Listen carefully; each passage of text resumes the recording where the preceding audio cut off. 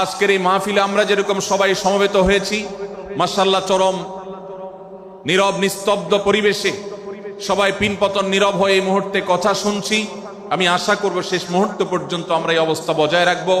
আরশে আজিমের মালিকের কাছে ফরিয়াদ করি, হে আল্লাহ, হে আরশের মালিক, আপনি আমাদের সবাইকে এখানে যেরকম একত্রিত হওয়ার তৌফিক দিয়েছেন, জান্নাতুল ফেরদাউসের আঙ্গিনায় প্রিয় হাবিব মুহাম্মদ মুস্তাফা সাল্লাল্লাহু আলাইহি সাল্লামের সাথে আমাদেরকে এরকম একত্র হওয়ার, সমবেত হওয়ার তৌফিক দান করুন, বলুন আমিন। সম্মানিত ভাইয়েরা, আমি আপনাদের সম্মুখে কোরআনে কারীমের গুরুত্বপূর্ণ একটি সূরা, সূরা হুজরাতের একটি আয়াত তেলাওয়াত করেছি। সূরা হুজরাতের 7টি বিশেষ সামারি আপনাদের সামনে আমি তুলে ধরতে চাই। এই সূরার বিশেষ তাৎপর্য, এই সূরার যে বিশেষ বার্তা, আজ বাংলাদেশের যে সমাজ বাস্তবতা রয়েছে, সেই সমাজ বাস্তবতায় সূরাতুল হুজরাত প্রতিটি ঘরে ঘরে প্রত্যেক মুসলমানকে বারবার পাঠ করা, পুনর্পাঠ করা প্রয়োজন। আমার রব, আমার আল্লাহ যদি আমাকে শক্তি সামর্থ্য দিতেন, আমি আমার দেশের প্রত্যেক মুসলিম ভাইকে বোনকে হাত জোড় করে, অনুরোধ করে, অনুনয় বিনয় করে সূরাতুল হুজরাতের শুরু থেকে শেষ পর্যন্ত যে 18টি আয়াত রয়েছে, এই 18 আয়াতে ঐতিহাসিক যে 7টি বিশেষ বার্তা রয়েছে, সে বার্তাগুলো গ্রহণ করবার উদ্দেশ্যে বারবার অর্থ সহকারে সূরাতুল হুজরাত বুঝে বুঝে পড়ার, এর তাফসীর দেখার, এর সামারিকে বারবার জানার জন্য আমি অনুরোধ করতাম। আল্লাহ তাআলা আমাদের সবাইকে সূরাতুল হুজরাত এর আলো দ্বারায় সবাইকে আলোকিত হওয়ার তৌফিক দান করুন।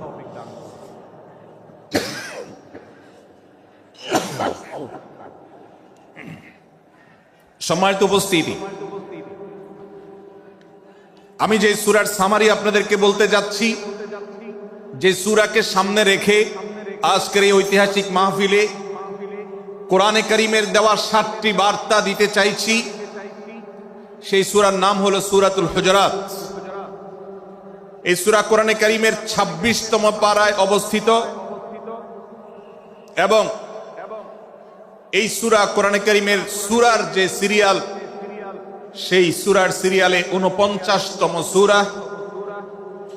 এই সূরার আয়াত সংখ্যা হলো 18।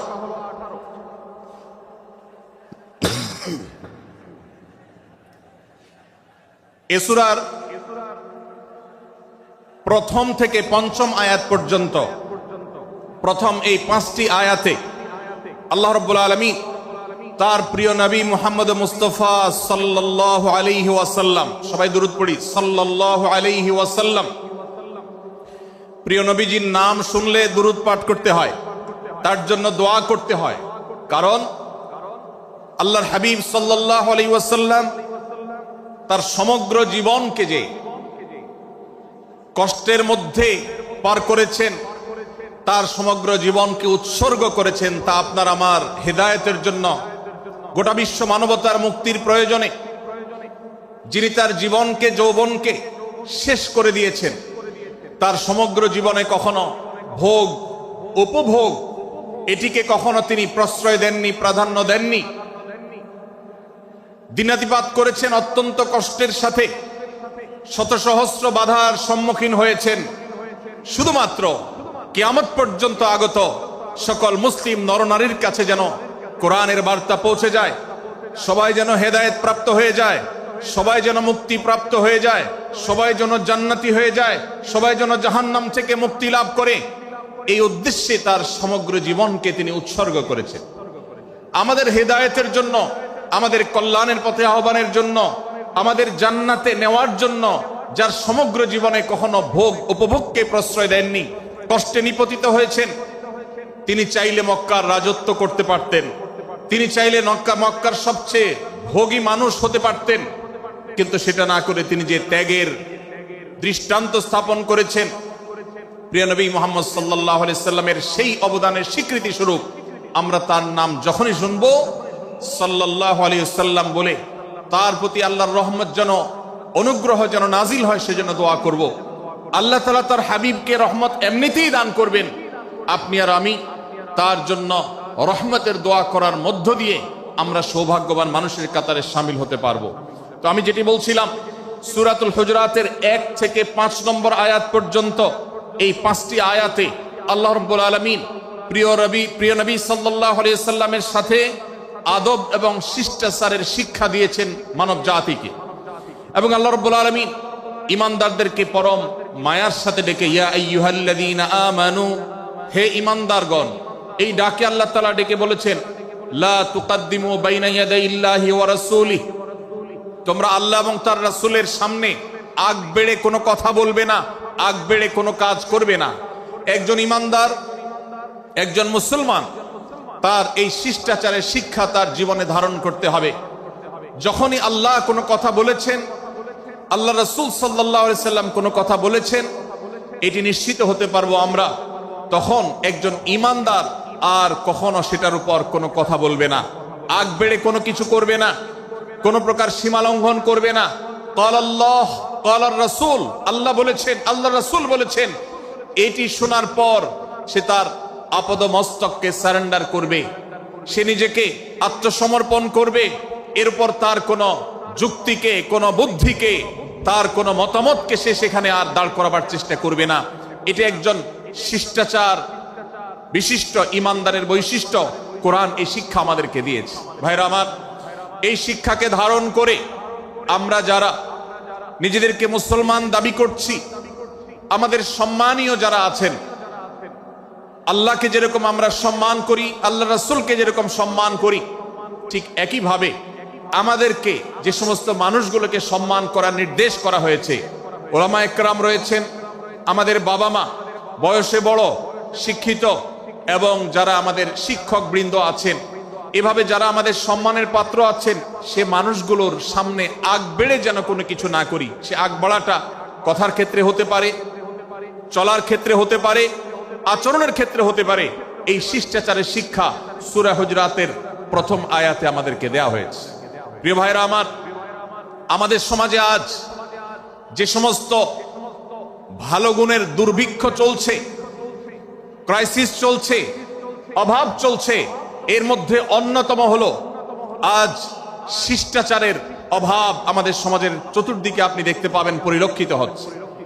আমাদের শিশু থেকে নিয়ে কিশোর, যুবক থেকে নিয়ে মধ্যবয়স্ক, সকল শ্রেণী মানুষের মধ্যে আজ আদব এবং শিষ্টাচারের ভয়াবহ অভাব আমরা দেখতে পাচ্ছি। বিশেষ করে পশ্চিমা সংস্কৃতিকে আমাদের এই স্বদেশে, আমাদের এই মুসলমানদের সমাজে জোর করে পুশ করাবার, সে সমস্ত এজেন্ডাকে বাস্তবায়ন করবার যে প্রচেষ্টা এদেশের এক শ্রেণীর মানুষকে করতে দেখা যায়, তারা এদেশের সমাজের খাঁজে বাজে থাকা ইসলামের কৃষ্টি, কালচার এবং সংস্কৃতিগুলোকে ধুয়ে মুছে পরিষ্কার করবার জন্য শত সহস্র উদ্যোগ নিয়েছে। আমাদেরকে কোরআনের শিক্ষা ধারণ করে, কোরআনের শিক্ষাকে প্রচার করে, কোরআনের শিক্ষাকে প্রতিষ্ঠিত করে ব্যক্তির মধ্যে, ঘরে, পরিবারে, সমাজে, রাষ্ট্রে, সংবিধানে, আইনে, সংসদে, সর্বত্র কোরআনের শিক্ষাকে বাস্তবায়ন করে সেই সমস্ত বিন্দেশী অপসংস্কৃতি চাপিয়ে দেওয়ার ষড়যন্ত্রকে মোকাবেলা করতে হবে ইনশাআল্লাহ। ভাইরা আমার, আর সেজন্য সূরা হুজুরাতের এই শিষ্টাচারের শিক্ষা আমাদের জীবনে খুবই গুরুত্বপূর্ণ। আমরা যখনই কোনো সম্মানীয় ব্যক্তির কাছে আমরা থাকব, তাদের কথার উপরে কথা বলা, তাদের সাথে তর্ক করা, তাদের সামনে আগ বেড়ে কথা বলা, এমনকি তারা যখন চলবেন তাদের সামনে সামনে হাঁটা, এই সবগুলো কোরআনের এই শিষ্টাচারের যে শিক্ষা আছে এর পরিপন্থী। প্রিয় নবী সাল্লাল্লাহু আলাইহি সাল্লামের সময়কার একটি ঘটনা, এক ব্যক্তি তার বাবার সাথে হেঁটে যাচ্ছিলেন, বোঝা যাচ্ছিল না যে তাদের মধ্যে বাবাকে সন্তানকে। অনেক সময় বাপ সন্তানের বাহ্যিকভাবে দেখে বোঝা যায় না, এরকম কোনো কোনো ক্ষেত্রে হয়। জিজ্ঞেস করা হলো তাদেরকে, তোমাদের মধ্যে বাবাকে সন্তানকে? বলা হলো যে অমুক বাবা, অমুক সন্তান। তখন নির্দেশনা দেওয়া হলো যে সন্তান তার হাঁটা এবং চলার মধ্য দিয়ে এই বিনয়ের প্রকাশ ঘটাতে হবে, আনুগত্যের প্রকাশ ঘটাতে হবে, সম্মান এবং শ্রদ্ধার প্রদর্শন করতে হবে, যার মধ্য দিয়ে বোঝা যায় যে কে সন্তান আর কে বাবা, এর জন্য জিজ্ঞেস করতে না হয়। আজ আমাদের যারা তরুণ আছি, আমরা যুবক আছি, আমরা অনেকেই পশ্চিমা সংস্কৃতি দ্বারা প্রভাবিত হয়ে আমরা শিষ্টাচারের এই গণ্ডি এবং সীমানা পার হয়ে চলে গেছি।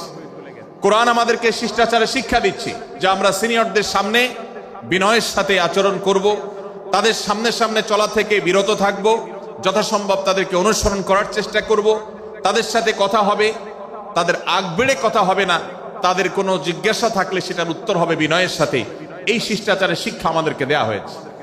এবং একইভাবে সূরা হুজুরাতের প্রথম বার্তার মধ্যে নবী সাল্লাল্লাহু আলাইহি ওয়াসাল্লামের সাথে আরেকটি শিষ্টাচার শেখানো হয়েছে, তা হলো আল্লাহ রাব্বুল আলামিন আমাদের কণ্ঠকে, আমাদের আওয়াজকে, আমাদের কথাকে নবী সাল্লাল্লাহু আলাইহি ওয়াসাল্লামের কথার চাইতে যেন আগ বেড়ে না যায়, তার চাইতে যেন উঁচু কণ্ঠে আমরা কথা না বলি, তার চাইতে যেন উচ্চ স্বরে কথা না বলি, সেই শিক্ষা দিয়েছেন, সেই শিষ্টাচারের শিক্ষা আমাদেরকে দেওয়া হয়েছে।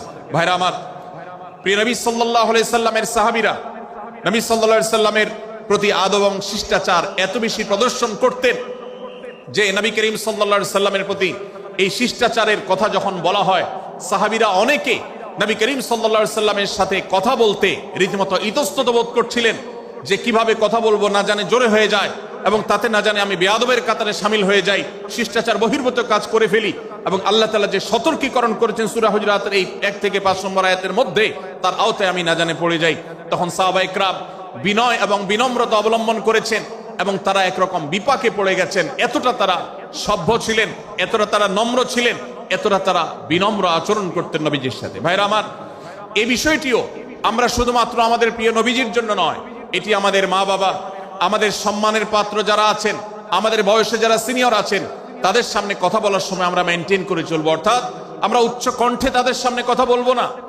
এই মাহফিলে এখনো শত শত হাজারো মানুষ হয়তো এমন আছেন যারা মায়ের সামনে, বাবার সামনে, বড় ভাইয়ের সামনে, শিক্ষকের সামনে, সিনিয়রদের সামনে, মুরব্বীদের সামনে, ওলামাদের সামনে উচ্চ কণ্ঠে কথা বলেন। প্রিয় ভাইরা আমার, আমরা মুসলমানদের সন্তান, আমরা মুহাম্মদ সাল্লাল্লাহু আলাইহি সাল্লামের উম্মত, আমরা আবু বকর, ওমর, ওসমান, আলী রাদিয়াল্লাহু আজমাইনের অনুসারী, আমরা কোরআনের অনুসারী। কোরআনের অনুসারী কখনো বেয়াদব হতে পারে? কোরআনের অনুসারী কখনো বেয়াদব হতে পারে? কোরআন যে শিষ্টাচারের শিক্ষা দিয়েছে, এই শিক্ষা আজ আমাদের মধ্যে ধারণ করতে হবে, আমাদের সন্তানদের শেখাতে হবে, আমাদের ঘরে ঘরে এই শিক্ষা চর্চা করতে হবে, আমাদের সমাজে এটিকে প্রতিষ্ঠিত করতে হবে। পশ্চিমা সংস্কৃতির যে ছোবল, সে ছোবল আমাদের সন্তানদেরকে আজকাল অনেক ক্ষেত্রে বেয়াদবে পরিণত করছে, তাদের অনেক সময় শিষ্টাচার থেকে বের করে দিচ্ছে। তারা কখনো স্বাধীনতার নামে, কখনো মত প্রকাশের নামে, কখনো বিভিন্ন নামে তারা কিন্তু হারিয়ে যাচ্ছে।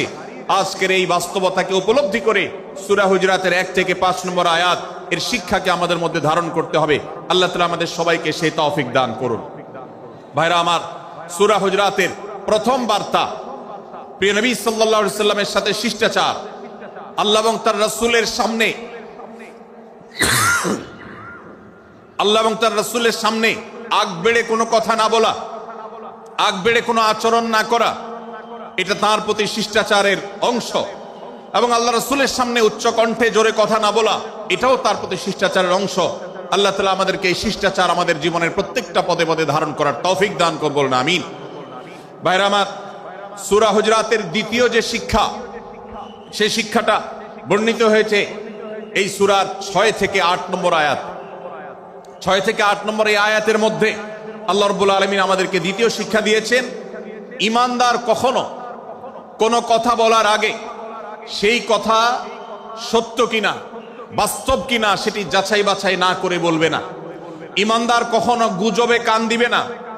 ঈমানদার কখনো শোনা কথার উপরে ভিত্তি করে কোনো সিদ্ধান্ত গ্রহণ করবে না।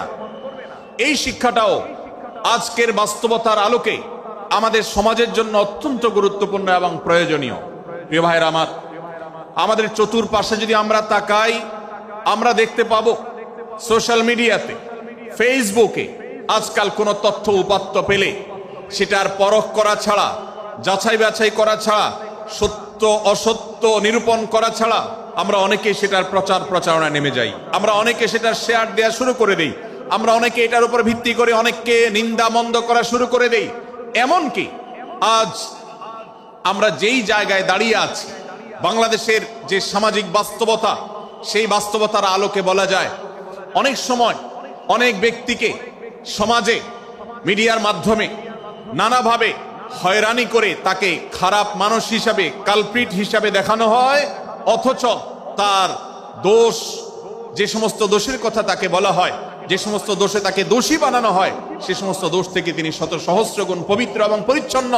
ভাইরা আমার, আজকের এই বাস্তবতায় আমাদেরকে বিশেষ করে লক্ষ্য রাখতে হবে যে আমরা যেই কোনো মূল্যে, যেই কোনো ভাবে যেন কোনো প্রকার গুজবে কান না দেই, আমরা যেন গুজব থেকে বেঁচে থাকি। আল্লাহ তাআলা আমাদেরকে তৌফিক দান করুন। ভাই, এদিকে অনেক বেশি বাঁশির আওয়াজ শোনা যাচ্ছে। স্বেচ্ছাসেবকরা বাঁশির আওয়াজ দেওয়া ছাড়া আপনারা ভলান্টিয়ারি করুন। এত বেশি বাঁশির আওয়াজ আসছে যে কথা বলা কঠিন হয়ে যাচ্ছে। অনুগ্রহ করে বাঁশির আওয়াজ কম করে আপনারা ভলান্টিয়ারি করুন। এখনো অনেক বাঁশির আওয়াজ শোনা যাচ্ছে, বাঁশির আওয়াজগুলো বন্ধ করুন। মাশাআল্লাহ, এখন বন্ধ হয়েছে। আমরা মেহেরবানি করে বাম পাশের থেকে কিছুটা আওয়াজ পাচ্ছি, একটু নীরব নিস্তব্ধ হওয়ার জন্য অনুরোধ করছি। একটু নীরব নিস্তব্ধ না হলে কথা বলা যাবে না। অনুগ্রহ করে আমরা একটু সহযোগিতা করি এবং সবাই নীরব থাকি। ভলান্টিয়াররা অপ্রয়োজনে বাঁশির আওয়াজ দিবেন না, অপ্রয়োজনে বাঁশির আওয়াজ দিবেন না। আমাদের দেশে শব্দ দূষণ, শব্দ সন্ত্রাস, এটা এই দেশের কমন কালচার হয়ে গেছে। রাস্তা যাবেন, প্রয়োজনে অপ্রয়োজনে গাড়ির হর্ন বাজাবে। যে কোনো প্রোগ্রামে যাবেন, প্রয়োজনে অপ্রয়োজনে বাঁশি বাজানো হবে। কদিন আগে 31st নাইট গেছে, আপনারা দেখেছেন। এত প্রচার প্রচারণা, এত সতর্কীকরণের পরেও, আইন শৃঙ্খলা রক্ষাকারী বাহিনী এত সতর্ক থাকার পরেও আপনারা দেখেছেন এক শ্রেণীর বুদ্ধি প্রতিবন্ধীরা তারা 31st নাইট উদযাপনের নামে শব্দ সন্ত্রাস করেছে। শত শত হাজারো মানুষের কষ্টের কারণ হয়েছে। প্রিয় ভাইরা আমার, ধর্ম হোক আর রাজনীতি, বিনোদন হোক আর আনন্দ হোক, যেই কোনো নামে যদি শব্দ সন্ত্রাস সৃষ্টি করে বা অতিরিক্ত শব্দ দূষণ করে, শব্দ সৃষ্টি করে মানুষকে অতিষ্ঠ করার কারণ হয়, সেটা কোনো সভ্য সমাজের দৃশ্য হতে পারে না। আমরা সেই ইসলামের অনুসারী যে ইসলামে আমাদের প্রিয় নবী সাল্লাল্লাহু আলাইহি ওয়াসাল্লাম মসজিদে নববীতে তার একান্ত পরিবেশের মধ্যে এক সাহাবী জোরে কোরআন তেলাওয়াত করছিলেন। তিনি তাকে বলছিলেন, তুমি কোনো বধির রবকে শোনাচ্ছ না, তোমার রব সবকিছু শুনতে পান, অতএব তুমি তোমার এই উচ্চ কণ্ঠের তেলাওয়াত দিয়ে আশপাশে মানুষের ডিস্টার্বের কারণ হবে না। আমরা সেই ইসলামের অনুসারী। অতএব ওয়াজ মাহফিলের মাধ্যমেও যাতে কোনো মানুষ অতিষ্ঠ না হয়, মাইক ব্যবস্থাপনা সেভাবে করাটা মাহফিল কর্তৃপক্ষের যেমন কর্তব্য, ঠিক একইভাবে রাজনৈতিক সভা সমাবেশের নামে কিংবা বিয়ে বিনোদনের নামে যদি শব্দ সন্ত্রাস করা হয়, শব্দ দূষণ করা হয়, অতিরিক্ত শব্দ এর মাধ্যমে যদি মানুষকে অতিষ্ঠ করা হয়, তাহলে সেটি কখনো কোনো সভ্য সমাজের কাজ হতে পারে না। প্রিয় ভাইরা, এই জন্য আপনারা যারা তরুণ আছেন বয়সে, আপনাদেরকে আমি অনুরোধ করতে চাই, বিবাহ অনুষ্ঠানকে কেন্দ্র করে, আকিকাকে কেন্দ্র করে, নানা অনুষ্ঠানকে কেন্দ্র করে যে শব্দ সন্ত্রাস আমাদের দেশে হয়, এটি আমাদেরকে থামাতে হবে ইনশাআল্লাহ। আমরা যদি সবাই সজাগ হয়ে যাই, আমরা যদি সবাই সতর্ক হই, সচেতন হই, ইনশাআল্লাহ এই যে শব্দ দিয়ে মানুষকে কষ্ট দেওয়ার অপসংস্কৃতি, বিশেষ করে ভিনদেশী যে অপসংস্কৃতি আমদানি করা হয়েছে, এই অত্যাচার এদেশে থামাতে হবে ইনশাআল্লাহ। আল্লাহ আমাদের সবাইকে তৌফিক দান করুন। ভাইরা আমার, আমরা আমাদের আশেপাশে কোনো তরুণরা যদি এরকম শব্দ করে, গান বাজিয়ে অন্য মানুষকে অতিষ্ঠ করে, ঈদের সময় দেখা যায় বিশেষ করে সে সমস্ত যুবকদেরকে কাউন্সিলিং করতে হবে, তাদেরকে বোঝাতে হবে যে তোমার আনন্দ কখনো আরেকজনের বেদনার কারণ হতে পারে না। বহু হার্টের রোগী আছেন, বহু অসুস্থ মানুষ আছেন, বহু ছোট শিশু আছে যাদের কষ্টের কারণ হয়। বিধায় আমরা কখনো আমাদের শব্দ দিয়ে কাউকে কষ্ট হতে দিব না। আল্লাহ আমাদের সবাইকে তৌফিক দান করুন। মাশাআল্লাহ, অনেকটা নীরব নিস্তব্ধ হয়েছে। আমি যে জায়গাটা ছিলাম আমরা সেখানে ফিরে যাই। সূরা হুজুরাতের দ্বিতীয় শিক্ষার কথা বলছিলাম ভাইরা। 6 থেকে 8 নম্বর আয়াত যদি আপনি পাঠ করেন সূরা হুজুরাতের, আপনি দেখতে পাবেন সেখানে আল্লাহ রাব্বুল আলামিন ঈমানদারদেরকে যেই কোনো সংবাদ, যে কোনো তথ্য, বিশেষ করে অনির্ভরযোগ্য সূত্র থেকে যখন পাবে, ফাসিক থেকে যখন শুনবে, যার ভিতরে আল্লাহর ভয় নাই সেরকম মানুষ থেকে যখন পাবে, সেই সংবাদ তথ্য উপাত্ত যাচাই করা ছাড়া সেই সংবাদ যেন বলে না বেড়ায়। আপনি শহরে যান কিংবা গ্রামে, শিক্ষিত দেখুন কিংবা অশিক্ষিত, সর্বশ্রেণীর মানুষের মধ্যে আজ এই ব্যাধি দেখতে পাবেন চরম আকার ধারণ করেছে। কারোর ব্যাপারে কোনো নেগেটিভ কথা শুনেছেন, কোনো মন্দ কথা শুনেছেন, সে কথার প্রচার প্রচারণা শুরু করে দেন। সেটা কি সঠিক কিনা, সেটা কি সত্য কিনা, সেটা কি যথার্থ কিনা, সেটা কোনো প্রপাগান্ডা কিনা, সেটা কোনো মিথ্যাচার কিনা, সেটা কোনো গুজব কিনা, এটা যাচাই করার প্রয়োজন অনুভব করে না। অথচ আমরা সেই মুহাম্মদ সাল্লাল্লাহু আলাইহি সাল্লামের উম্মত, যে মুহাম্মদ সাল্লাল্লাহু আলাইহি সাল্লাম আমাদেরকে সতর্ক করেছেন, কাফা বিল মারই কাযিবান আন ইউহাদ্দিসা বিকুল্লি মা সামিআ, কোন ব্যক্তি যা শুনে সেটাই যদি বলে বেড়ায়, তথ্য উপাত্ত যাচাই না করে, সেটাকে ভালো করে যাচাই বাছাই না করে, সেটাকে অনুসন্ধান না করে, সত্য সত্য নিরূপণ করবার চেষ্টা না করে, তাহলে সে মিথ্যাবাদী হওয়ার জন্য যথেষ্ট। এজন্য আজকের এই মাহফিল থেকে আমরা অঙ্গীকার করে যাব, আজকের এই মাহফিল থেকে আমরা নিয়ত করে যাব, এই মজলিসে বসে এই মুহূর্তে নিজে নিজে সংকল্প করব, আমার জীবনে সোশ্যাল মিডিয়া কিংবা ফেসবুকে, ইউটিউবে অথবা অফলাইনে আমার বাস্তব জীবনে আমি কখনো কোনো মানুষ সম্পর্কে যে কোনো তথ্য উপাত্ত পেয়ে ভুল কোনো ধারণা, মন্দ কোনো ধারণা করার প্রতি পোষণ করব না। কোনো তথ্য উপাত্ত যদি পাই, কোনো সংবাদ যদি পাই অনির্ভরযোগ্য সূত্রে, তাহলে সেক্ষেত্রে সেটা যাচাই বাছাই করা ছাড়া আমি সেটাকে বিশ্বাস করতে যাব না। এটাই হলো আমাদের ঈমানের দাবি। ভাইরা আমার, একজন ঈমানদার এতটা সরল হবে না যে যা শুনবে সে সেটাকে বিশ্বাস করে বসবে। একজন ঈমানদার এতটা বাস্তবতা থেকে দূরে থাকবে না যে তিনি তার পাওয়া কোনো সংবাদকে অনুসন্ধান করবে না। আল্লাহ তাআলা আমাদের সবাইকে সূরা হুজরাতের এই দ্বিতীয় শিক্ষাটাকে আমাদের জীবনে ভালো করে ধারণ করার তৌফিক দান করুন। আল্লাহ বলেছেন, ইয়া আইয়ুহাল্লাযীনা আমানু, হে ঈমানদারেরা, ইন জাআকুম ফাসিকুম বিনাবাইন ফাতাবায়ানু, তোমাদের কাছে কোনো ফাসিক, যার মধ্যে আল্লাহর ভয় নেই, এরকম কোন মানুষ যদি কোন সংবাদ উপস্থাপন করে, এমনকি গণমাধ্যমেও যদি কোনো সংবাদ প্রচারিত হয়, সংবাদদাতার মধ্যে যদি আল্লাহর ভয় না থাকে, সে যদি টাকার বিনিময়ে কারোর চরিত্র হনন করতে পারে, সে যদি অ্যাডভার্টাইজ পেয়ে কোনো কোম্পানির হয়ে দালালি করতে গিয়ে অন্য কারোর বিরুদ্ধে কোনো মিথ্যাচার করে, সে যদি বিদেশিদের এজেন্ডা বাস্তবায়ন করতে গিয়ে আলেম সমাজের চরিত্রকে কলঙ্কিত করে, কোনো ভালো মানুষকে দোষী হিসাবে সাব্যস্ত করে, আল্লাহ তাআলা আমাদেরকে সতর্ক করেছেন, ফাতাবায়ানু, সেই সংবাদ সত্য কিনা আমাদেরকে যাচাই করতে হবে। আন তুসিবু কওমান বিজাহালাহ ফাতুসবিহু আলা মা ফাআলতুম নাদিমিন, যদি আমরা যাচাই বাছাই না করে যা শুনি সেটাকে বিশ্বাস করতে থাকি, তাহলে আমরা এক সময় লজ্জিত হতে হবে, অনুতপ্ত হতে হবে আমাদের এই ভুল অবস্থানের কারণে। এজন্য ভাইরা, আজকের এই মাহফিল থেকে আমরা প্রতিশ্রুতি নিজের সঙ্গে নিজে দিয়ে যাব যে আমরা কখনো কোনো তথ্য উপাত্ত পেলে, কোনো সংবাদ পেলে, সেটাকে বিশেষ করে কারোর চরিত্র সম্পর্কিত যদি হয়, কারোর সম্পর্কে নেগেটিভ যদি হয়, তাহলে সেটাকে বিশ্বাস করবার আগে ভালো করে অনুসন্ধান করব। যতক্ষণ আমি নিশ্চিত না হব ততক্ষণ পর্যন্ত সেটার প্রচার করব না। আল্লাহ তাআলা আমাদের সবাইকে কোরআনের এই শিক্ষাটাও আমাদের জীবনে ধারণ করবার তৌফিক দান করুন। ভাইরা আমার, তৃতীয় যে শিক্ষা সূরা হুজরাতের, সেটি হলো আল্লাহ রাব্বুল আলামিন সূরা হুজরাতের 9 এবং 10 নম্বর আয়াতে ঈমানদারদের মধ্যে যদি কখনো মতভিন্নতা, মতপার্থক্য, যে এটা যদি মারামারিতে পরিণত হয়, ঈমানদারদের মধ্যে যদি কখনো দুই পক্ষ গন্ডগোল এবং ফাসাদের মধ্যে লিপ্ত হয়ে যাওয়ার মতো দৃশ্যের অবতারণা হয়, তাহলে আমরা যেন আমাদের মুসলমান ভাইদের ঘর পোড়ার মধ্যে আলু পোড়া দিতে না যাই। আমরা যেন আমাদের মুসলমান ভাইদের মধ্যকার বিভেদকে আরো বৃদ্ধি করতে সহায়তা না করি। আমরা যেন মীমাংসার পথ অবলম্বন করি। আমরা যেন তাদের মধ্যকার সম্পর্কের যে অবনতি হয়েছে সেটাকে দূর করবার চেষ্টা করি। আল্লাহ রাব্বুল আলামিন এই নির্দেশ দিতে গিয়ে বলেছেন, ওয়া ইন তাইফাতানি মিনাল মুমিনিনা ইকতাতালু, যদি ঈমানদারদের দুটি দল, দুটি গ্রুপ নিজেদের মধ্যে মারামারিতে লিপ্ত হয়ে যায়, ফাসলিহু বাইনাহুমা,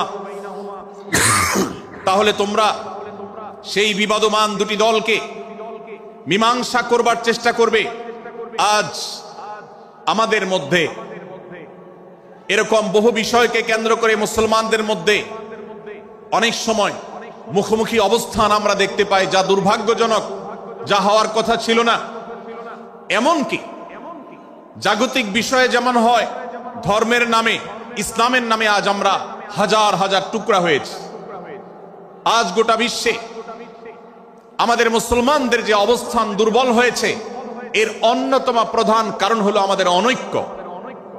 আমরা যদি আজ আহলে কিবলা, আহলে সুন্নাহ ওয়াল জামাআতের অনুসারীরা নানান মত এবং পথের অনুসারী হওয়া সত্ত্বেও, নানান থট এবং পন্থার অনুসারী হওয়া সত্ত্বেও আমরা যদি মৌলিক বিষয়গুলোর উপর সবাই ঐক্যবদ্ধ থাকতাম, আমরা যদি আল্লাহ তাআলার দেওয়া ইত্তিহাদ মাল ইখতিলাফ, বৈচিত্র্যময় ঐক্য, বিভিন্ন বিষয়ে মতভিন্ন থাকা সত্ত্বেও মৌলিক বিষয়ে ঐক্যমতে আমরা যদি থাকতে পারতাম, আমাদের মধ্যে যদি মুসলিম ভ্রাতৃত্ববোধ থাকতো, আমাদের মধ্যে যদি বলয় ভিত্তিক যে দেয়াল আর প্রাচীরগুলো আছে সেগুলো যদি না থাকতো, তাহলে আজ বাংলাদেশের বাস্তবতা হলো, বাংলাদেশে আল্লাহর কোরআন, আল্লাহ রাসূল সাল্লাল্লাহু আলাইহি ওয়াসাল্লামের হাদিসের আলোকে বাংলাদেশ আজ অটোমেটিক পরিচালিত হতো, ঠিক কিনা বলেন? আমরা যদি আজ ঐক্যবদ্ধ থাকতাম, তাহলে এদেশের হাতে গোনা যাবে এরকম স্বল্প সংখ্যক নাস্তিকেরা, ইসলাম এবং মুসলমানদের শত্রুরা, তারা আমাদেরকে নিয়ে তারা আজ যে খেলা খেলছে, আমাদেরকে যে তারা শাসন করছে, আমাদেরকে যে তারা তাদের অধীনস্থ করে রাখছে, আমাদের উপরে যে আজ ভিনদেশি কালচার চাপিয়ে দিচ্ছে, আমাদের উপরে তারা যে আজ কর্তৃত্ব করছে, আমাদেরকে আজ টুকরা টুকরা করছে, এই দুঃসাহস তারা কোনোদিন দেখাতে পারতো না যদি আমরা ঐক্যবদ্ধ থাকতাম। ভাইরা আমার, এই জন্য আমরা সব বিষয়ে সবাই একমত হব না। আজকের এই মাহফিলে যত মানুষ এসেছেন সবাই সব বিষয়ে একমত নন। এমনকি আজকের এই মাহফিল কর্তৃপক্ষ যে আয়োজন করছেন 3 দিন ব্যাপী, এই মাহফিলে আপনারা দেখেছেন এখানে কওমি এবং আলিয়া উভয় জায়গা থেকে বক্তা নির্বাচন করা হয়েছে, অসাধারণ সমন্বয় করা হয়েছে। এটি একটি ঐক্যের বার্তা। আমরা আশা করব মাঠ পর্যায়ে আমরা যারা কাজ করব, আমরা প্রত্যেকে আমাদের অন্য মতের, ভিন্ন মতের যে সমস্ত মুসলমান ভাইরা আছেন, তার সাথে আপনার কোনো থটগত মত পার্থক্য থাকতে পারে, চিন্তাগত কোনো ভিন্ন মত থাকতে পারে, কিন্তু দিন শেষে তিনি আপনার মুসলমান ভাই। তার আল্লাহ আর আপনার আল্লাহ এক, তার রাসূল এবং আপনার রাসূল এক, তার কিবলা এবং আপনার কিবলা এক, তার কোরআন আর আপনার কোরআন এক, তার নামাজ আর আপনার নামাজ এক, তার রোজা আর আপনার রোজা এক, তার যাকাত এবং আপনার যাকাত এক, তার সাথে আপনার মোটা এবং মৌলিক বিষয়ে কোনো মত পার্থক্য নাই। অতএব ছোটখাটো বিষয়কে কেন্দ্র করে আপনি যদি তাকে আপনার প্রতিপক্ষ মনে করেন, আপনি যদি তাকে আপনার শত্রু মনে করেন, এটা হবে আপনার ইসলামের জন্য, আপনার জন্য, এদেশের মুসলমানদের জন্য সবচেয়ে বড় ভুল। ভাইরা আমার, হারদুই হযরত আশরাফ আলী থানভী রহমতুল্লাহ আলাইহির সর্বশেষ খলিফা আবরাল হক সাহেব রহমতুল্লাহ আলাইহি বলতেন, दीन के हर काम करने वालों को रफीक समझो, फरीक न समझो। যারাই আল্লাহর দ্বীনকে বুলন্দ করবার জন্য, যারাই আল্লাহর দ্বীনকে সেবা দেওয়ার জন্য, খেদমত করার জন্য কাজ করছে, তার পদ্ধতি তোমার থেকে ভিন্নতর হতে পারে। তাকে তুমি তোমার বন্ধু মনে করো, সহযাত্রী মনে করো, পথযাত্রী মনে করো, সহযোদ্ধা মনে করো, তোমার প্রতিপক্ষ মনে করবে না। প্রিয় ভাইরা আমার, আজ বাংলাদেশে ইসলাম যতটা পিছিয়ে আছে তার প্রধান কারণ হলো আমাদের অনৈক্য। আজ আমরা যদি আমাদের মধ্যকার যে সমস্ত দেয়াল এবং প্রাচীরগুলো, অদৃশ্য প্রাচীরগুলো উঠে আছে, যেগুলো আমাদের মুসলিম ভ্রাতৃত্বকে ভেঙে খান খান করে দিয়েছে, টুকরো টুকরো করে দিয়েছে, যদি আজ আমরা সে সমস্ত অদৃশ্য প্রাচীরগুলো দূরে সরাতে পারতাম, আমার ভিন্ন মতের ভাইকে যদি আমার ভাই মনে করতে পারতাম, তার যদি আমি কল্যাণকামী হতে পারতাম, আল্লাহর কোরআনের ঘোষণা অনুযায়ী এই মুসলমানদের ঐক্যবদ্ধ শক্তিকে দমাবার শক্তি পৃথিবীর কারোর নাই, কারোর নাই, কারোর নাই। আজ আমার ভাইয়েরা ফিলিস্তিনে মার খাচ্ছে, যদি আজ গোটা বিশ্বের মুসলমানরা আমরা ফিলিস্তিনে মুসলমানদের উদ্ধারের ব্যাপারে ঐক্যবদ্ধ থাকতাম, ফিলিস্তিনে মুসলমানের দিকে চোখ তুলে তাকাবার শক্তি বিশ্বের কোনো কাফেরদের থাকতো না। আজ যদি আমরা আমাদের মুসলমান নির্যাতিত ভাইদের ব্যাপারে সারা বিশ্বের মুসলমানরা ঐক্যবদ্ধ অবস্থান গ্রহণ করতে পারতাম, মুসলমানের দিকে চোখ তুলে তাকাবার শক্তি বিশ্বের কোনো কারোর থাকতো না। ভাইরা আমার, গোটা বিশ্বে ঐক্য প্রতিষ্ঠা করা আপনার আমার মতো সাধারণ মানুষের দ্বারা হয়তো সম্ভবপর হবে না, কিন্তু আমরা যারা মাঠ পর্যায়ে কাজ করছি, আমি আপনাদেরকে করজোড় করে অনুরোধ করতে চাই। আমি জানি আপনার এলাকাতে, আপনার মহল্লাতে আপনার সাথে অন্য মুসলমান ভাইদের অনেক ক্ষেত্রে মতভিন্নতা আছে। সেটা রাজনৈতিক দৃষ্টিভঙ্গির ক্ষেত্রে হতে পারে, সেটা ধর্মীয় থট এবং মানহাজ মাযহাব মাসলাকগতভাবে হতে পারে, সেটা অন্য কোনো ইস্যু ভিত্তিক মত পার্থক্য হতে পারে। আল্লাহর জন্য, আল্লাহর ওয়াস্তে, আল্লাহর ওই আয়াতকে মেনে আমল করার চেষ্টা করি আমরা। আল্লাহ বলেছেন, ওয়া'তাসিমু বিহাবলিল্লাহি জামিআন ওয়া লা তাফাররাকু, তোমরা আল্লাহর রশিকে সবাই ঐক্যবদ্ধভাবে আঁকড়ে করে ধরো, ঐক্যবদ্ধভাবে আল্লাহর রশিকে আঁকড়ে ধরো, তোমরা পরস্পর বিচ্ছিন্ন হয়ে যেও না। আমরা অনেক ফরজের কথা শুনেছি, নামাজ রোজা ফরজ আমরা জানি, বাবা মার প্রতি সদ্ব্যবহার করার ফরজের কথা আমরা জানি, আত্মীয়তার সাথে সুসম্পর্ক, আত্মীয়তার বন্ধন রক্ষার কথা আমরা জানি, ফরজ হওয়ার কথা জানি, কিন্তু মুসলমানদের ঐক্যবদ্ধ থাকতে হবে এই ফরজের কথা আমরা অনেকেই জানি না। ভাইরা আমার, মুসলমানদেরকে আল্লাহ রাব্বুল আলামিন ঐক্যবদ্ধ থাকার নির্দেশ দিয়েছেন। এই ঐক্যটা এর মানে এই নয় যে সবাই এক মতের হয়ে যাবে সব বিষয়ে। বিভিন্ন বিষয়ে আমাদের মধ্যে মত পার্থক্য থাকবে, তারপরে আমরা একে অন্যের সহযোদ্ধা হব, সহযাত্রী হব, আমরা একে অন্যের কল্যাণকামী হব, একে অন্যের ভালো চাইবো। আমার ভিন্ন মতের মুসলমানের কোনো ক্ষতিতে আমি খুশি হব না, তার ক্ষতিতে আমি কষ্ট পাবো, তার সাফল্যকে আমি এনজয় করব, আনন্দিত হব। এটা যদি করতে না পারি তো আমি কখনো খালেস এবং সাচ্চা মুসলমান হতে পারলাম না। আল্লাহ তাআলা আমাদের অন্তরগুলোকে উদার করে দিন, ব্রড করে দিন, প্রশস্ত করে দিন, বড় করে দিন, উম্মার ঐক্যের প্রয়াসী হওয়ার তৌফিক দান করুন, বলুন আমিন। ভাইরা আমার, আমরা মহল্লায় মহল্লায়, এলাকায় এলাকায়, মসজিদে মসজিদে, আমাদের নিজস্ব বলয়ে, নিজস্ব অঙ্গনে আমরা চেষ্টা করব ভিন্ন ভিন্ন মতের মুসলিম ভাইকেও আমার ভাই হিসাবে আঁকড়ে ধরার, আপন করার। ডক্টর খন্দকার আব্দুল্লাহ জাহাঙ্গীর রাহিমাহুল্লাহ এই অঞ্চলের সন্তান। তিনি বলতেন, বেদাতে লিপ্ত কোন মুসলমান, তার ব্যাপারেও আমি মনে করি আমার ভাই ভুলের মধ্যে আছেন, তার ব্যাপারে আমার মায়া মমতা কাজ করে, আমি তার কল্যাণকামী, তাকে আমার ভাই মনে করি। ঠিক একইভাবে আমার কোন মুসলমান ভাইয়ের সাথে যদি আমার ভিন্ন মতের কারণে আমার মনে হয় যে তিনি ভুল পথে আছেন, তারপর তাকে আমি শত্রু ভাববো না, তার অকল্যাণ আমি চাইবো না। আজ বাংলাদেশের বাস্তবতায় যদি আমরা তাকাই, দেখতে পারবো ইসলাম এবং মুসলমানদের যত শত্রু আছে, আমরা দেখেছি গত কয়েক যুগ ধরে তাদের নিজেদের মধ্যে হাজারো বিভক্তি, হাজারো মত পার্থক্য থাকা সত্ত্বেও মুসলমানদের শত্রুতা করার ব্যাপারে তারা সবাই ঐক্যবদ্ধ। অথচ আমরা মুসলমানরা আমাদের আল্লাহ, আমাদের রাসূল, আমাদের কোরআন, আমাদের কিবলা, আমাদের সবকিছু এক হওয়া সত্ত্বেও ছোটখাটো বিষয়কে নিয়ে আমরা আমাদের মধ্যকার বিভেদের প্রাচীরগুলোকে দাঁড় করিয়ে রেখেছি, যার কারণে আমরা গোটা বিশ্বে যেমন মার খাচ্ছি, আমাদের এই প্রিয় মাতৃভূমিতেও আমরা সংখ্যায় সবচেয়ে বেশি হয়েও আমরা কালচারালি মাইনরিটি হয়ে আছি, সংস্কৃতিতে আমরা সংখ্যালঘু হয়ে আছি। সব ক্ষেত্রে আমাদেরকে ইগনোর করা হয়। 4 লক্ষ মসজিদের এদেশে 4 লক্ষ ইমাম আছেন, 4 লক্ষ মুয়াজ্জিন আছেন। এই মসজিদগুলো এদেশে, এর নেটওয়ার্ক যতটা শক্তিশালী, এদেশের সকল রাজনৈতিক দলগুলোর নেটওয়ার্ককে যদি একত্র করা হয়, মসজিদগুলোর মতো এতটা শক্তিশালী নেটওয়ার্ক এদেশের সমাজে নাই। কিন্তু ওলামা একরামকে ইগনোর করা হয়, মুসলমানদের ইগনোর করা হয়। এদেশের আইনে কোরআন এবং সুন্নাহ, এদেশের মুসলমানদের ধ্যান ধারণাকে কখনো বিবেচনায় আনা হয় না। এই যে মুসলমানদের আজ দুরবস্থা, এর অন্যতম প্রধান কারণ হলো আমাদের হাজার হাজার ভাগে বিভক্তি। এই বিভক্তির দেয়ালগুলোকে তুলতে হবে কি হবে না? যদি হয় তাহলে আপনি নিজে থেকে শুরু করে দিন। আপনি যেই মতই লালন করেন না কেন, আপনার ভিন্ন মতের মুসলমানকে আপনি ভাই মনে করবেন, তার সাথে বুক মিলাতে আপনার কষ্ট হবে না, তার সাথে বসতে আপনার অসুবিধা হবে না। ভিন্ন মতের আলেম, এক মতের আলেম আরেক মতের আলেমের সাথে বসতে অসুবিধা হবে না। এক মতের অনুসারী আরেক মতের অনুসারীকে ভাই বলতে অসুবিধা হবে না। আমরা সোশ্যাল মিডিয়াতে নিজেদের মধ্যে কামড়াকামড়ি করব না, নিজেদের মধ্যে আমরা ঝগড়া বিবাদ করব না।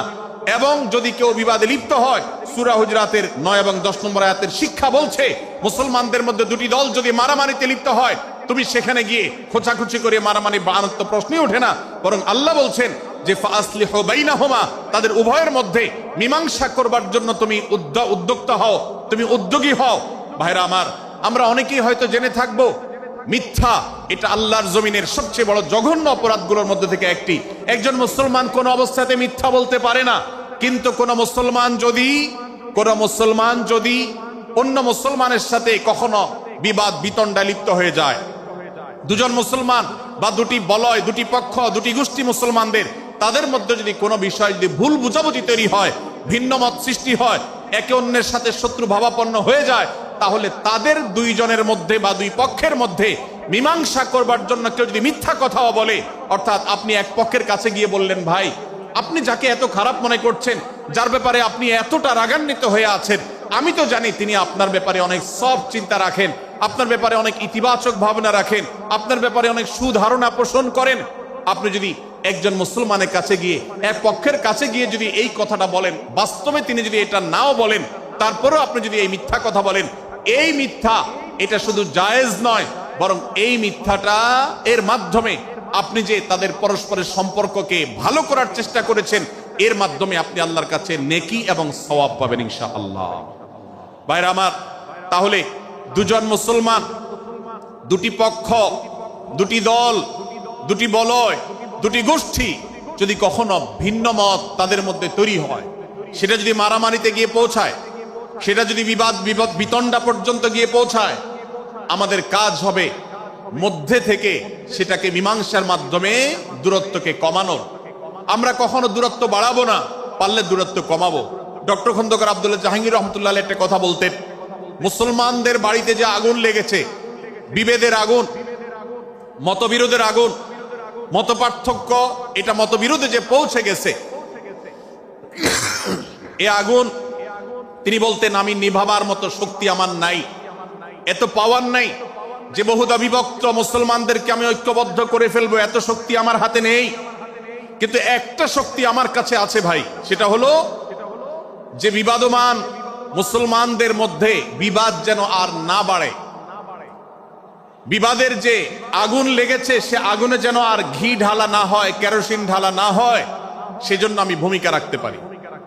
আমি আপনাদেরকে বিনয়ের সাথে অনুরোধ করতে চাই, যত বিষয় নিয়ে আমাদের মুসলমানদের পরস্পরের মত পার্থক্য আছে, হতে পারে সেটা মাসআলা নিয়ে, হতে পারে সেটা রাজনৈতিক অবস্থানকে কেন্দ্র করে, হতে পারে অন্য কোনো বিষয়কে কেন্দ্র করে, আল্লাহর ওয়াস্তে আপনি বিভেদ মিটাতে পারেন আর না পারেন, বিভেদ যেন না বাড়ে সেজন্য আপনি অবস্থান গ্রহণ করবেন, বিভেদ বাড়ার ক্ষেত্রে কোনো ভূমিকা পালন করবেন না, এবং সব সময় উম্মার ঐক্য প্রয়াস চাইবেন, প্রয়াস চালাবেন, উম্মার ঐক্য চেষ্টা করবেন। আল্লাহর কাছে আপনি যে দোয়াগুলো করেন, এর মধ্যে একটা দোয়া যেন এটাও থাকে, হে আল্লাহ, আমরা বহুদা বিভক্ত হয়ে গেছি, আমরা টুকরা টুকরা হয়ে গেছি, যার কারণে তোমার ভাষ্য অনুযায়ী ফাতাফশালু ওয়া তাযহাবা রিহুকুম, আজ আমাদের শক্তি শেষ হয়ে গেছে, আমরা দুর্বল হয়ে গেছি।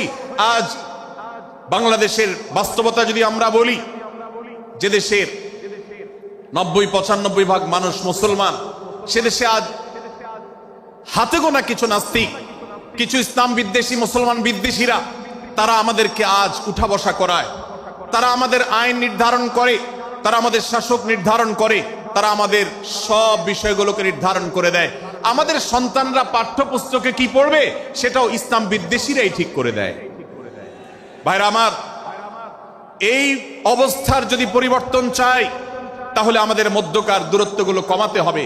এজন্য আপনার দোয়ার মধ্যে আল্লাহর কাছে নিবেদন করুন, আল্লাহ আপনি আমাদের মধ্যকার বিভেদগুলো কমিয়ে দিন, আল্লাহ আমাদের ওলামাদেরকে ঐক্যবদ্ধ করে দিন, আল্লাহ আমাদেরকে ইত্তেহাদ মাল ইখতিলাফ, বৈচিত্র্যময় ঐক্য, মতভিন্ন থাকা সত্ত্বেও মৌলিক বিষয় ঐক্যবদ্ধ হওয়ার তৌফিক দান করুন। সীসাঢালা প্রাচীরের মতো আমাদেরকে কাঁধে কাঁধ মিলিয়ে আল্লাহ এবং তার রাসূল সাল্লাল্লাহু আলাইহি সাল্লামের আদেশ নিষেধকে ব্যক্তি, সমাজ, পরিবার, রাষ্ট্রে সর্বত্র বাস্তবায়নের জন্য কাজ করার তৌফিক দান করুন। আমরা আমাদের দোয়ার মধ্যে মুসলমানদের ঐক্যের জন্য দোয়া করব তো ইনশাআল্লাহ। আল্লাহ তাআলা আমাদেরকে সেই তৌফিক দান করুন। ভাইরা আমার, তাহলে সূরা হুজুরাতের তৃতীয় শিক্ষা বলছিলাম, 9 থেকে 10 নম্বর আয়াতে আল্লাহ রাব্বুল আলামিন মুসলমানদের মধ্যে যদি কখনো বিবাদ, বিতণ্ডা, মারামারি, হানাহানি সৃষ্টি হয়, তাহলে সেটিকে মীমাংসা করবার কথা বলেছেন। অতএব যদি কোনো স্বামী স্ত্রীর মধ্যেও কখনো মনোমালিন্য তৈরি হয়, আপনার যদি সেখানে ভূমিকা রাখবার সুযোগ থাকে, আপনি চেষ্টা করবেন উভয়ের মধ্যে দূরত্বটা কমাবার জন্য। আমরা অনেকে আজকাল নামাজ কালাম পড়ি, রোজা রাখি, দাড়ি রাখি, অনেক ভালো ভালো কথা বলি, অথচ দুজনের মধ্যে গন্ডগোল লাগলে আমরা সেখানে এক পক্ষ হয়ে আরেক পক্ষকে আমরা খেপিয়ে তুলি। পারলে অনেকে চগলখড়ি করেন, প্রত্যেক পক্ষের কাছে গিয়ে অপর পক্ষের ব্যাপারে মিথ্যা কথা বলে তাদের মধ্যে ভেজালকে আরো বাড়িয়ে দেন। এই জন্য নবী সাল্লাল্লাহু আলাইহি ওয়াসাল্লামের ঐতিহাসিক হাদিস রয়েছে, লা ইয়াদখুলুল জান্নাতা নাম্মাম, যে ব্যক্তি চগলখড়ি করে, দুজনের মধ্যকার গন্ডগোল ফাসাদ বৃদ্ধিতে যে ব্যক্তি ভূমিকা রাখে, ভেজাল লাগায়, এই চগলখোর কখনো জান্নাতে যাবে না। আমাদের অনেকেরই এই দুঃস্বভাব আছে, এই খারাপ চরিত্র আছে। সূরা হুজরাত এই যেন আমাদের আজকের যে সমাজ বাস্তবতা আছে, আমাদের যে ব্যাধি আছে ব্যক্তিগত পর্যায়ে, আমাদের পরিবারের সমাজের সর্বত্র যে ব্যাধিগুলো ছেয়ে গেছে, সূরা হুজরাতের প্রতিটি আয়াত যেন সেই ব্যাধির সবচেয়ে বড় মহৌষধ, সেটা যেন সবচেয়ে বড় প্রতিষেধক, সেটা যেন সবচেয়ে বড় সমাধান। এই জন্য আমি বলেছি শুরুতে, আমার যদি আল্লাহ শক্তি সামর্থ্য দিতেন, প্রত্যেক মুসলমানের হাতে পায়ে ধরে সূরা হুজরাতের 18টি আয়াত, প্রত্যেকটি আয়াত আমি আমার মুসলমান ভাইদেরকে বলতাম, বারবার পড়ুন, বারবার পাঠ করুন, বোঝার চেষ্টা করুন, জীবনকে পরিবর্তন করুন। এদেশে নামাজি মুসলমান আপনি কম বেশি পাবেন, এদেশে রোজাদার মুসলমান কম বেশি পাবেন, এদেশে হজ আদায়কারী মুসলমান কম বেশি পাবেন, এদেশে তাসবিহরত মুসলমান কম বেশি পাবেন, কিন্তু এদেশে আচার আচরণ, কাজ কারবার, আখলাক এবং বান্দার হক এবং অধিকার, অন্যের অধিকার সংশ্লিষ্ট বিষয়ে সচেতন মুসলমান আপনি খুব বেশি পাবেন না। আর এই জন্যই আমাদের জান্নাতের পথে অনেক বড় অন্তরায় হয়ে আছে। আজ আমাদের চরিত্রগুলো নষ্ট হয়ে গেছে।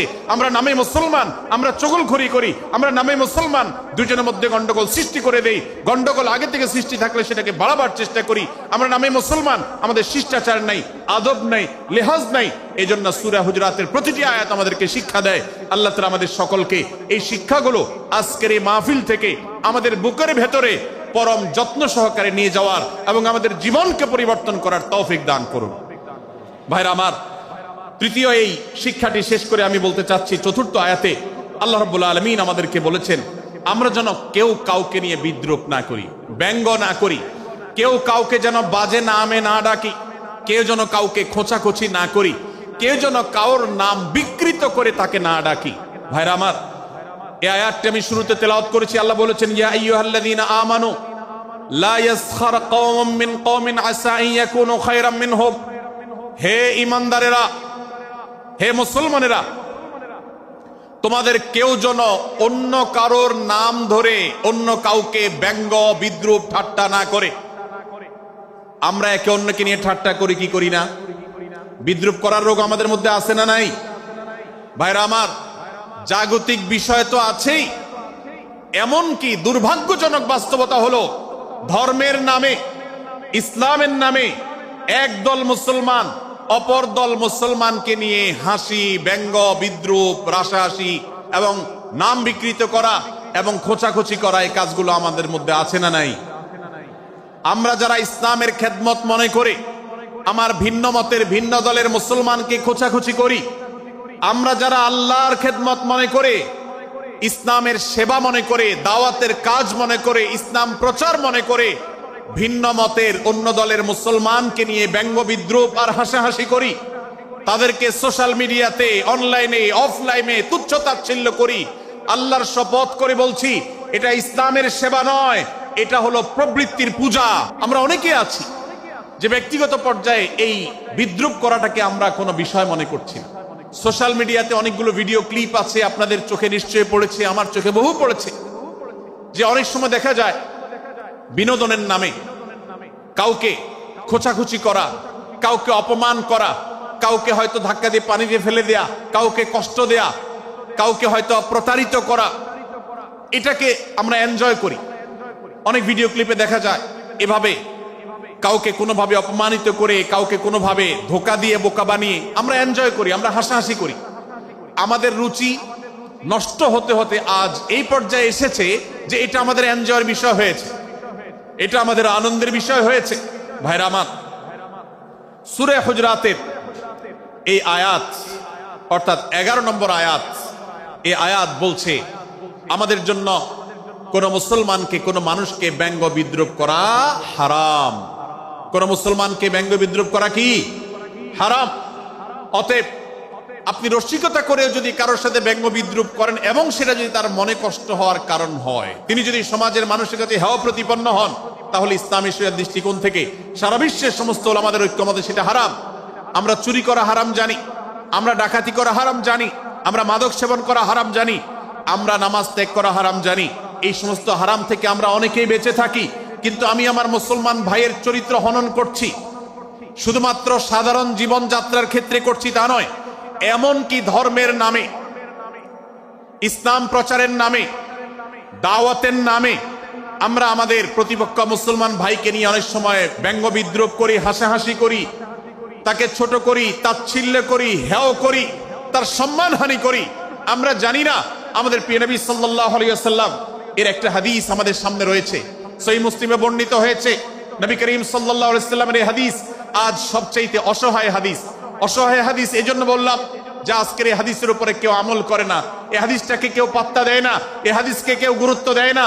অথচ এই হাদিস প্রত্যেক মুসলমানের বুকে বুকে ঝুলিয়ে রাখা দরকার। এই হাদিস আমাদের ঘরে ঘরে ঝুলানো দরকার। এই হাদিস আমাদের অফিসগুলোতে শোভা পাওয়া দরকার। এই হাদিস আমাদের জীবনে বাস্তবায়ন হওয়া দরকার। নবী করিম সাল্লাল্লাহু আলাইহি ওয়াসাল্লাম সেই হাদিস বর্ণনা করেছেন। আবু হুরায়রা রাদিয়াল্লাহু তাআলা আনহু তিনি বলেছেন, লা তাহাসাদু, লা তাহাসাদু, হে মুসলমানরা তোমরা কেউ কাউকে কখনো হিংসা করবে না, কেউ কাউকে হিংসা করবে না। আমাদের মধ্যে হিংসা আছে না নাই?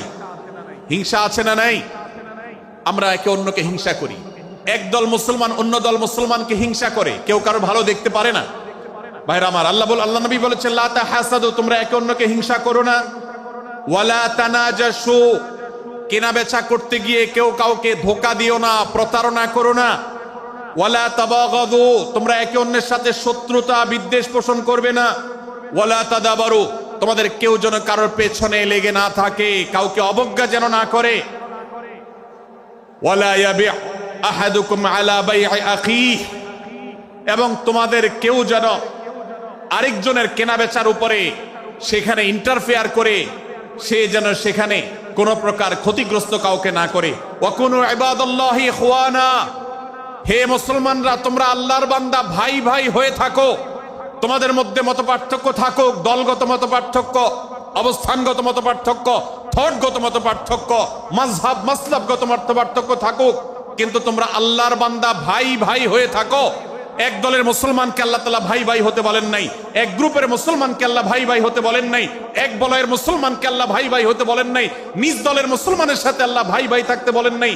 আল্লাহ বলেছেন সকল মুসলমানদের সাথে ভাই ভাই হয়ে থাকার জন্য, ভ্রাতৃত্বের বন্ধনে থাকার জন্য। এজন্য আল্লাহ নবী সাল্লাল্লাহু আলাইহি ওয়াসাল্লাম সে নির্দেশ করেছেন। আল্লাহ নবী সাল্লাল্লাহু আলাইহি ওয়াসাল্লাম আরো বলেছেন, আল মুসলিমু আখুল মুসলিম, মুসলমান মুসলমানের ভাই, লা ইয়াজলিমুহু ওয়ালা ইয়াখযুলুহু, কোন মুসলমান কোন মুসলমানকে জুলুম করতে পারে না, তার আইল ঠেলতে পারে না, তার জমি দখল করতে পারে না, তার অধিকার নষ্ট করতে পারে না, তাকে কথা দিয়ে অত্যাচার করতে পারে না। ওয়ালা ইয়াখযুলুহু, তাকে অপমানিত করতে পারে না, লাঞ্ছিত করতে পারে না। ওয়ালা ইয়াকযিবুহু, তার সাথে মিথ্যা বলতে পারে না। ওয়ালা ইয়াহকিরুহু, তাকে তাচ্ছিল্য করতে পারে না। আত-তাকওয়া হাহুনা, আত-তাকওয়া হাহুনা, আত-তাকওয়া হাহুনা। নবীজি তিনবার নিজের বুকের দিকে তাকিয়ে দেখিয়েছেন, তাকওয়া এখানে, তাকওয়া এখানে, তাকওয়া এখানে। আমাদের অন্তরকে ভালো করতে হবে, সমস্ত মুসলমানদের জন্য উদার হতে হবে, কলিজাকে বড় করতে হবে, মনটাকে ব্রড করতে হবে, প্রশস্ত করতে হবে, অন্য মুসলমানকে ভাই মনে করতে হবে। কোন ভিন্ন মতের মুসলমানের সাথে শত্রুতা পোষণ করা যাবে না। ভাইরা আমার, অতএব এই হাদিসকে সামনে রেখে এই হাদিসের শেষ অংশে নবী সাল্লাল্লাহু আলাইহি ওয়াসাল্লাম বলেছেন, আল মুসলিমু কুল্লুল মুসলিমি আলাল মুসলিমি হারামুন দমুহু ওয়া মালুহু ওয়া ইরদুহু। এক মুসলমানের জন্য অন্য মুসলমানের তিনটি জিনিসকে আল্লাহ তাআলা হারাম করে দিয়েছেন। কোন মুসলমানের রক্ত এটা প্রবাহিত করা, কাউকে হত্যা করা যেরকম হারাম, কোন মুসলমানের সম্পদ অন্যায়ভাবে আপনি ভোগ করবেন, দখল করবেন, মেরে দিবেন, এটা হারাম। ঠিক একইভাবে কোন মুসলমানের সম্মান নষ্ট করবেন, ইজ্জত নষ্ট করবেন, সম্ভ্রম নষ্ট করবেন, অপমান করবেন, এটাকে আল্লাহ তাআলা হারাম করেছেন। আল্লাহ তাআলা আমাদের সবাইকে অন্য মুসলমানদের ব্যাপারে এরকম দায়িত্বশীল ভূমিকা রাখার তৌফিক দান করুন, বলুন আমিন। ভাইরা আমার, সূরা হুজুরাতের 4 নম্বর আয়াতের শিক্ষাকে ধারণ করে আমরা কারোর প্রতি ব্যঙ্গাত্মক আচরণ করব না।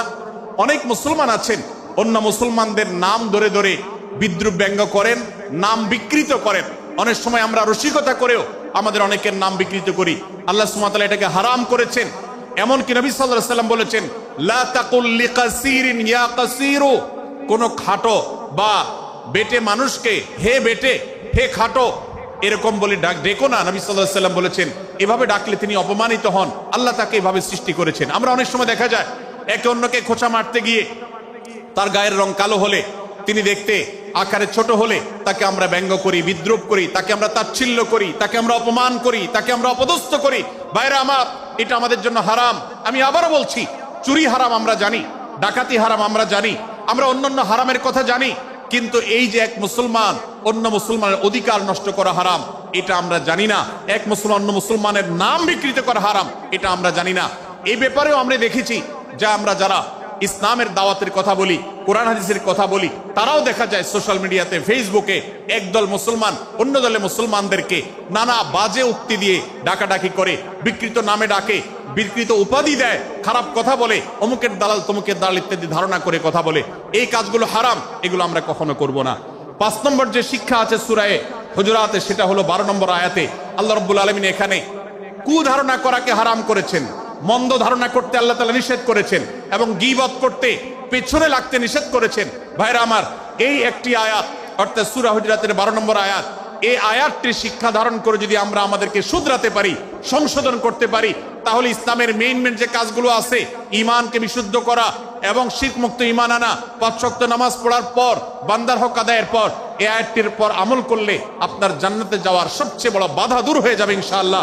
ভাইরা আমার, যে আয়াতে আল্লাহ তাআলা আমাদেরকে কারো প্রতি মন্দ ধারণা করতে নিষেধ করেছেন, গীবত করতে নিষেধ করেছেন, কারো পেছনে লাগালাই করতে নিষেধ করেছেন, সে আয়াতে আল্লাহ রাব্বুল আলামিন বলেছেন, ইয়া আইয়ুহাল্লাযীনা আমানু ইজতানিবু কাসীরাম মিনায-যন্ন, হে ঈমানদারেরা, হে মুসলমানরা, তোমরা কারোর প্রতি ধারণা, মন্দ ধারণা তোমরা করো না, এটা থেকে বিরত থাকো।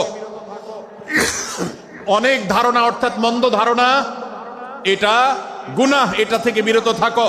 ইন্না বা'দায-যন্নি ইসম, কারণ কিছু কিছু ধারণা অর্থাৎ যেগুলো মানুষের সম্পর্কে কোনো তথ্য উপাত্ত ছাড়া নিছক ধারণা প্রসূত মন্দ ধারণা করা হয়, সেগুলো গুনাহের কারণ, সেগুলো অপরাধের কারণ, সেগুলো কবিরা গুনাহ, সেগুলো পাপাচার, সেগুলো আল্লাহর অসন্তুষ্টির কারণ, সেগুলো আল্লাহর অবাধ্যতার কারণ। এজন্য ভাই, কারোর প্রতি মন্দ ধারণা করা যাবে না। এক্ষেত্রে আমি জানি আমাদের ব্যক্তিগত পর্যায়ে কারোর ব্যাপারে কোনো কিছু কথা উঠেছে অথবা সামান্য একটু সন্দেহ তৈরি হয়েছে, আমরা তার চরিত্র নিয়ে টানাটানি করি। আমরা জানি না একজন মুসলমানের চরিত্রের মূল্য কত বড়।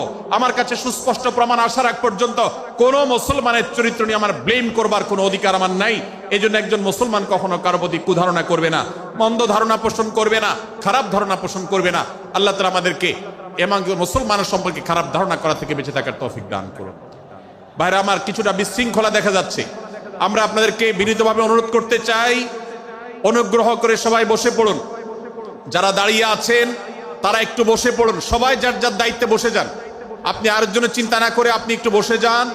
ভলান্টিয়ার ভাইরা, প্যান্ডেলের ভেতরে পেছনে কি হচ্ছে আপনারা একটু দেখুন।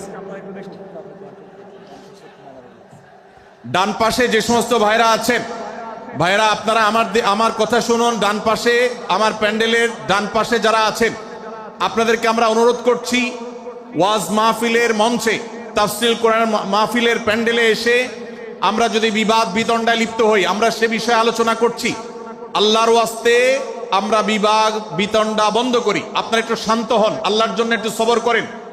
ভাইরা আমার, এদিকে যে কিছুটা বিশৃঙ্খলা দেখা যাচ্ছে, আপনাদেরকে আমরা অনুরোধ করছি আপনারা একটু বিশৃঙ্খলা বন্ধ করুন। ভাইরা, এখানে যারা দাঁড়িয়ে আছেন সবাই বসে যান, সবাই বসে যান, সবাই বসে যান। যশোরের মানুষের দুর্নাম হোক, আপনারা কি চান? আপনারা কি চান যশোরের মানুষের দুর্নাম হোক? তাহলে আশপাশে ভাইরা ওনাদেরকে সবাইকে বসায় দেন, বসায় দেন, কাউকে দাঁড়ায় থাকতে দিবেন না। ভাই সবাই বসেন, সবাই বসে যান। এখানে যারা দাঁড়িয়ে আছেন সবাই বসেন, অনুগ্রহ করে সবাই ধৈর্য ধারণ করেন এবং বসেন। আজকের মাহফিল সুন্দরভাবে শেষ হোক। আপনারা কি চান কি চান না? ভাই আপনারা কি চান কি চান না? যদি আপনারা চান, অনুগ্রহ করে আমার ডান পাশে যারা বিশৃঙ্খলা করছেন তারা বসে যান। আপনাদেরকে আমরা অনুরোধ করছি এখান থেকে বসে যান। আপনারা কি ডক্টর মিজানুর রহমান আজহারী সাহেবের আলোচনা শুনতে চান কি চান না? যদি চান তাহলে মেহেরবানি করে আওয়াজ বন্ধ করে পরিবেশ শান্ত করে। এখানে অল্প কিছু মানুষের মধ্যে বিশৃঙ্খলা দেখা যাচ্ছে। কোনো কারণে এত বড় মাহফিল, এত মানুষের, লাখো লাখো মানুষের সমাগম, এখানে কোনো কারণে ঝামেলা হতেই পারে, কিন্তু আমরা অনুগ্রহ করে ধৈর্য ধারণ করি। ধৈর্য কোথায়? সবাই বসে যাই, সবাই বসে যান, আওয়াজ বন্ধ করেন। ভলান্টিয়ার ভাইরা এদিকে বিনয়ের সাথে মানুষদেরকে বসানোর জন্য চেষ্টা করেন। আশেপাশের যারা আছেন বসে, তারা দাঁড়ানো ভাইদেরকে হাতে পায়ে ধরে বসান, সবাই সবাইকে টান দিয়ে বসান। ভাই এপাশে যারা বিশৃঙ্খলা আচরণ করছেন তারা আপনারা একটু বসেন। আপনারা যদি বিশৃঙ্খলা আচরণ না থামান তাহলে সেক্ষেত্রে মাহফিল সুন্দরভাবে শেষ করা যাবে না। আমার আলোচনার শেষের দিকে আমরা আলোচনা শেষ করে এশার নামাজ পড়বো, তারপরে আমাদের শেষ অধিবেশন হবে ইনশাআল্লাহ। তারপরে এশার শেষে নামাজ। ওকে ওকে, আপনার মাঝে আপনার শেষের পরে ওই যে মামা ওনার ব্যাপারে ধারণা দেবো অথবা মানুষের ব্যাপারে তারপরে। ভাই মেহেরবানি করে আপনারা শান্ত হন। আমাদের আলোচনার পর আজকের আমাদের প্রধান আকর্ষণ এবং প্রধান বক্তা ডক্টর মিজানুর রহমান আজহারি হাফিজাহুল্লাহ তিনি আসবেন, তিনি আলোচনা করবেন। তারপরে আমরা মাঠে ইনশাআল্লাহ সবাই জামাতের সাথে ইশার সালাত আদায় করব। আমি কয়েক মিনিটের মধ্যে আলোচনা শেষ করব, আপনারা মেহেরবানি করে শান্ত হন। জাযাকুমুল্লাহ খাইর। ভাইরা আমার, আমি যে জায়গাটা ছিলাম, সূরা হুজরাতের 12 নম্বর আয়াতে আল্লাহ রাব্বুল আলামিন আমাদেরকে সূরা হুজরাতের পঞ্চম শিক্ষা দিয়েছেন মুসলমানদের জন্য, যা গুরুত্বপূর্ণ তা হলো আমরা কারোর প্রতি মন্দ ধারণা করব না। এক্ষেত্রে ডক্টর আব্দুল্লাহ জাহাঙ্গীর রাহিমাহুল্লাহর একটা উক্তি আমার মনে পড়ে। তিনি বলেছেন যে আজ আমাদের যারা ধর্ম চর্চা করি, আমরা যারা নিজেদেরকে প্র্যাকটিসিং মুসলমান মনে করি, আমাদের সবচেয়ে হুজুরদের সবচেয়ে পছন্দের গুনাহ হলো মন্দ ধারণা করা, অন্যের ব্যাপারে খারাপ ধারণা করা। অমুক অমুকের দালাল, তমুক তমুকের দালাল, কোন তথ্য উপাত্ত ভিত্তি প্রমাণ ছাড়া নিছক ধারণার উপর ভিত্তি করে অন্য মুসলমান ভাইকে আমি এরকম নানা তকমা দিয়ে আমরা কবিরা গুনাহে লিপ্ত হচ্ছি। আমরা এই বদ ধারণা করা, মন্দ ধারণা করা যে কবিরা গুনাহ অনেকে জানি না। অনেকে অনেকের পেছনে লাগছি, অনেকে অনেকের ওয়াজ শুনছি দোষ বাইর করার জন্য, স্ট্যাটাস পড়ছি ভুল বাইর করার জন্য।